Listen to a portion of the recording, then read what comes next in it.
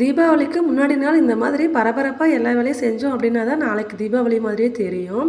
எங்கள் வீட்டில் வந்து காரா பூந்தி வேணும்னு சொல்லி கேட்டிருந்தாங்களா, அதனால காரா பூந்தியும் கொஞ்சமாக ஓமப்பொடியும் சேர்த்து அதோட மிக்சர் மாதிரி ரெடி பண்ணி வச்சுட்டேன். அதுக்கப்புறமா இனிப்பு பலகாரம் எதுவும் இன்னைக்கு செய்யலை, நாளைக்கு ஏதாவது பிடிச்ச மாதிரி செஞ்சுக்கலாம்னு சொல்லிட்டு விட்டுட்டேன்.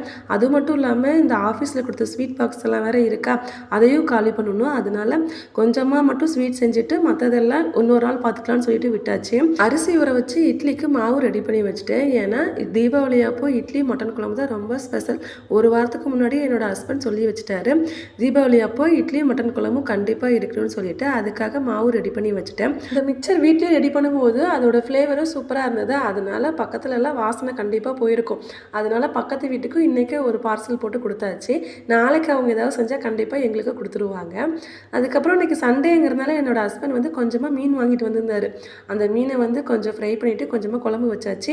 ஏன்னா நாளைக்கு வந்து வேறு ஏதாவது நான்வெஜ் எடுத்துக்கலாம்னு சொல்லிட்டு இன்றைக்கி கொஞ்சமாக மட்டும் தான் செஞ்சோம்.